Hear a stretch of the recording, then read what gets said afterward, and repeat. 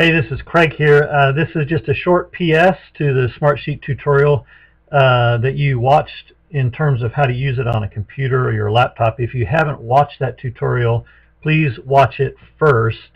Otherwise, this little PS won't be very helpful to you. This is just to address those of you who may be using the SmartSheet application on your mobile device. So I'm going to show you what it looks like on my phone. This is an Android phone.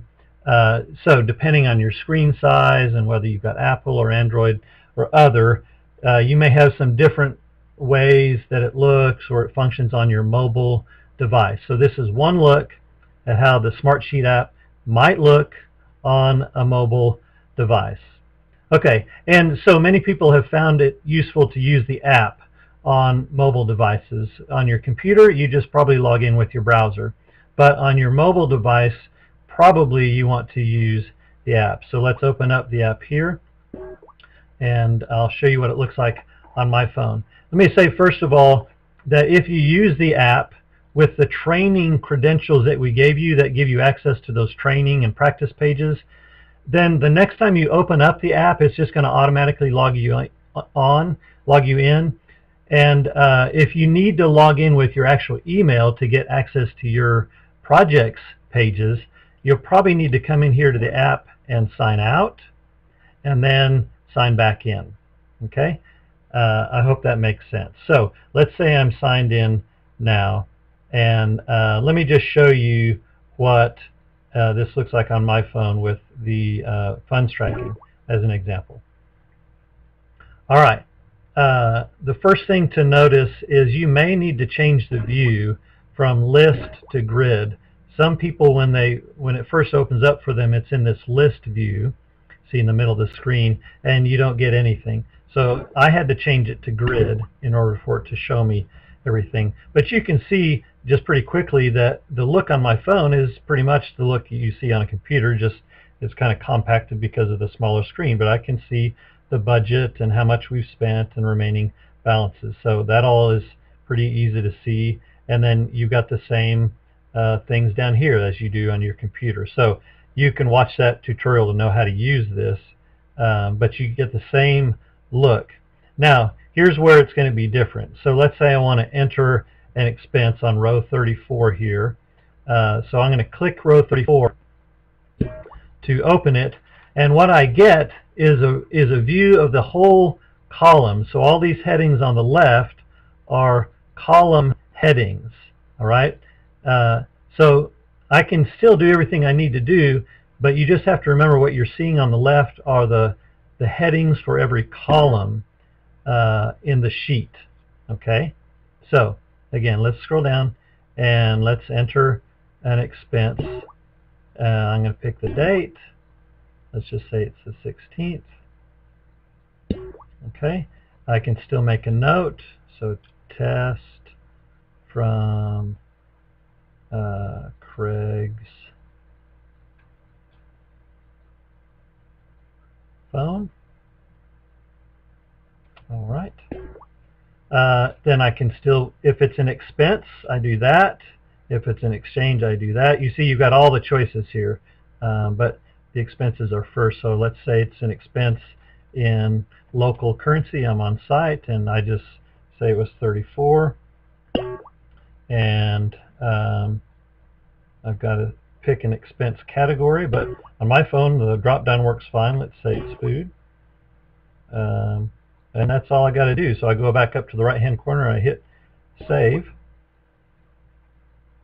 and that should pop up. Yeah, so there it is there. Okay, so the main thing to remember is that when you click on a row, it'll open that row, but it'll show you on the left the column category. So you don't have to enter something in every space there. You just pick the appropriate spaces for that expense or income, whatever, and fill those in and hit save.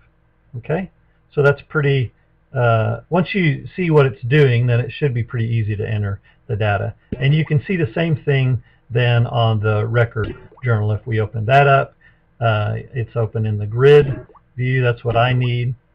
You can still see everything. This is one that you've got to be a little more careful about. But for example, we've got Marissa listed as worker 1. There, the column under worker 1 is Marissa. So if it's Tuesday of week 1 and I want to enter some stats, I open it up and see I don't see Marissa's name there. I've just got worker 1, worker 2, worker 3. That's because it's opening up the column headings. So I've got to remember, if I'm entering some stats for Marissa, then on week 1 Tuesday, I just know she's worker 1. So I'll say that she had 5 hours of reading today. Let's just say she had 1 drop. Okay. And then whoever worker 2 is, we've just got to remember who that was. You can enter stats there, say they had 4 readers, and then worker 3, let's say they had 8 readers. Okay, so pretty easy to do. Again, you're just picking the spaces that are appropriate for that day to enter. Click on Save, and it should pop up and show us. Yep, see there they came across. You just got to remember who on your team is worker 1, who's worker 2, who's worker 3. Okay, and you can also enter down here farther where you've got the possibility of entering number of information meeting. If I haven't entered that yet, now watch what happens. See, the column is worker 1, hours read. If I click on that, say I want to enter it, you see the words there, total information meeting, but it doesn't quite make sense because it says worker 1, hours read. Well, that's just because that's the column it's in. And if I needed to adjust that, I could. I'd say, let's say there were 36 at it, and I press Save. And it makes that change. So, pretty easy. Okay, same with the parties and all that. You just have to remember, let's say it's party 2. I want to enter the stats. You notice there it's asking for number of workers, but it's in the column worker 1. So I've got to enter that here. All right.